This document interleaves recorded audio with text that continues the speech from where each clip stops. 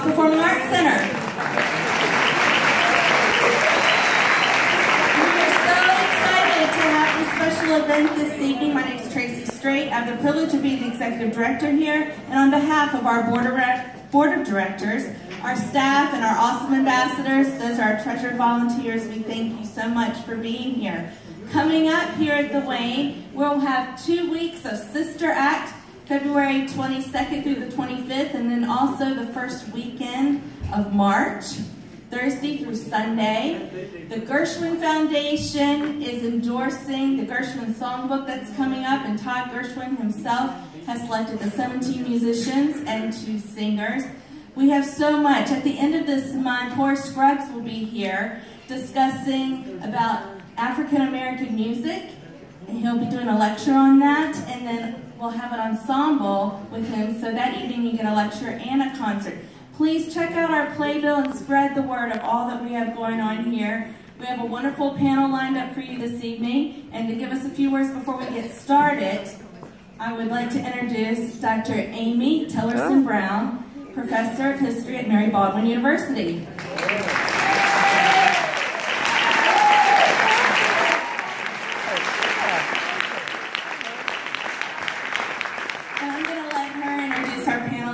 Following the film, but would you all please join me in thanking our sponsor for this evening's film, Anthony, Cheryl, and Eugene Perry, in memory of William Perry.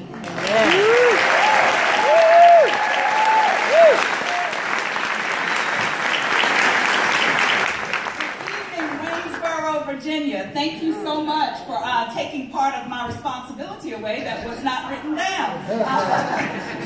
So we don't know if I would have remembered to say it or not. So thank goodness for that. But I do want to reiterate that just under 1 year ago, Mr. William, raise your hand if you were taught by or was a principal, or Mr. William Perry was your principal. All right, here come more hands. Or if you attended the same church as Mr. William Perry. Or if you sat on civic boards with Mr. William Perry. Raise your hand if you knew Mr. William Perry. So his family members saw fit to then dedicate this film in his honor, which is very fitting because we know that Mr. Perry was a teacher and an administrator at the Rosenwald School. Then he moved on after 65 to Cape Collins, and now the school, William Perry Elementary, is named in his honor. And we are grateful for the life and legacy that he has left for us to follow. Not too far from here, a little under a mile or over a half mile, however you like to see it, there stands the Rosenwald Community Center. Formerly the Rosenwald School that so many of you walked the halls of just a few years ago. Well, 1965, 53 years ago, Rosenwald High School, with Mr. William Perry as principal, graduated his last class.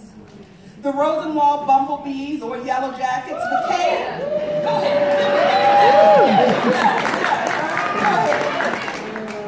became the Waynesboro Little Giants. At least in theory, those former students who attended Rosenwald didn't forget their high school. In fact, dozens of alum come back to Waynesboro for their triennial reunion dedicated to their alma mater, and they renew those relationships that have lasted for so long. The Rosenwald School, Waynesboro, Virginia, was one of 5,000 other schools in the rural South that came as the result of Julius Rosenwald's philanthropy. We know that Julius Rosenwald was the son of Jewish immigrants. He made a fortune, a stellar example, some would say, of that bootstraps mentality. Made a fortune in Sears and Roebuck, if you weren't connecting those dots. But it was Booker T. Washington who convinced Julius Rosenwald to join the board of trustees of his beloved school, Tuskegee Institute, now University. On one occasion, Rosenwald gave Washington $25,000 for Tuskegee. Washington took that $25,000 $25,000, set aside $2,800 of that $25,000 and built 6 small schoolhouses on Tuskegee's campus. Washington knew that the caliber of college student he got at Tuskegee depended heavily on the educational training received in the elementary school. Washington took pictures of these 6 little schools and sent them to Rosenwald. Being the diplomatic negotiator that he was, he knew that with that evidence, Rosenwald would then come to set aside money for the purpose of these elementary and almost like normal schools. Usually they went to about the 7th grade at this time. But anyway, of those schools, many of them took the form of either 1-room, 2-room, or 4-room schoolhouses. As you will learn more about in the documentary, Rosenwald agreed to contribute 1/3 of the funds necessary to run these schools. The other third would be appropriated by the county school board, and the last third by the black community themselves. Much like the Parents' School League and individual efforts of dedicated fundraisers like Mrs. Julia Barber Perry, one of the first teachers in Waynesboro's Rosenwald School, and the mother of Mr. William Perry, who this night is in honor, it was a firecracker for raising money. Just like the work that they did, many other black communities across the rural South pulled together to raise money for education. I think that it's important to note that Rosenwald provided a portion of these funds, and I think that was strategic. He knew that the local school boards would have to get buy-in, and then the other part was, I don't know, the blacks knew that the education was important, but I guess to show that it was even across the board, African Americans put up 1/3 also towards the establishment of these schools.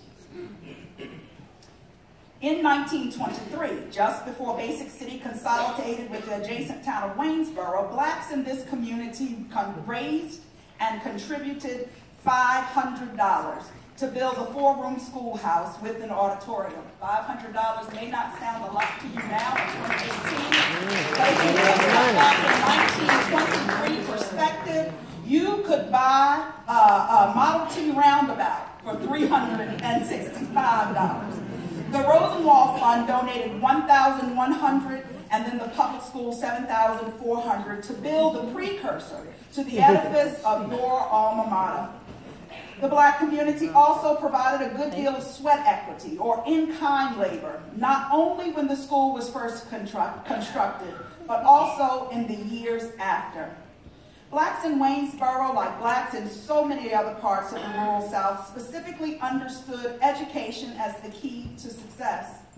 Considering the failures of Reconstruction that had by the 1890s had for African Americans effectively invalidated the promises of citizenship and equal protection under the law, granted in 1868 with the 14th Amendment and 1870 with the 15th, by imposing poll taxes and literacy tests, more than ever, blacks still believed that education would help to fill the gap of inequity between blacks and whites. Efforts to establish suitable education centers for blacks in Waynesboro existed as early as the 1870s. The school rarely existed on the periphery of the larger black community. Instead, there was a symbiotic relationship of sorts between the schools, businesses, churches, and families. Simply, it is difficult, if not impossible, to understand the total dynamic of any historically black school without understanding the communities that they served. These black schools were, as author and descendant of Julius Rosenwald Stephanie Deutsch put it, more than schoolhouses. They were beacons of hope that provided what the community saw as the blueprint to promise for future generations. At the time, segregation prevented blacks from using libraries. They weren't typically welcomed at the YMCA. The school and church were 2 of the only places that blacks could exist without white encroachment. Black teachers took pride in their students. The community took pride in their students. and celebrated each other's success and worked to prevent the option of failure, all during a time that lynching and disfranchisement was high. Yet, with a steady beat, have not our weary feet come to the place for which our fathers sighed. In Rockingham County, Rosenwald schools were built in McGaheysville and Elkton. The Elkton Newtown School building, the last African-American school in Rockingham to close, which closed in 1965, remains standing. Is that true? Okay, good. An application for a Virginia Historical Highway marker is in the works. Actually, let me check. Is it established? They've already succeeded. The marker exists to commemorate this school in Rockingham County. Our panelists for the evening, Mrs. Esther Nizer and Dr. Tim Delaney, will most likely shed light on their important work with preserving and interpreting this history as panelists after the documentary. Mrs. Nizer, currently an information technology training and development manager at James Madison University, attended the Rosenwald School, called Newton School, in Elkton. I found out that Mrs. Nizer and I have more in common than I knew before I asked her to send me her short bio. I knew that she was an awesome decision maker, scholar, and community servant, because she's a member of Delta Sigma Theta. So, I'll stop. I learned that we are both alum of Morgan State University, Baltimore, Maryland. Go Bears. Ms. Nizer earned her BS in physical education from Morgan and her MSED from JMU in adult education and human resource development. She is the past president of the Harrisonburg-Rockingham County NAACP. Professor Ted Delaney is an associate professor of history at his undergraduate alma mater, Washington and Lee University. He graduated there cum laude. He earned his PhD from William and Mary and is presently writing the story of school desegregation in 4 Western Virginian counties.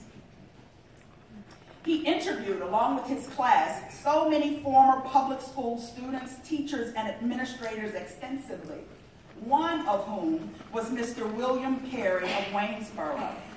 Dr. Delaney teaches courses in colonial North America, comparative slavery in the Western Hemisphere, African American history, civil rights, and gay and lesbian history. I am sure that the question and answer / discussion after this documentary will be rich with these two to guide you all. Thank you for coming. This is a wonderful crowd. My heart is smiling. I'll move out of the way and we will watch the documentary of Julius Rosenwald and how he came to be such a force in establishing schools for African Americans in the rural South. Thank you. Amen.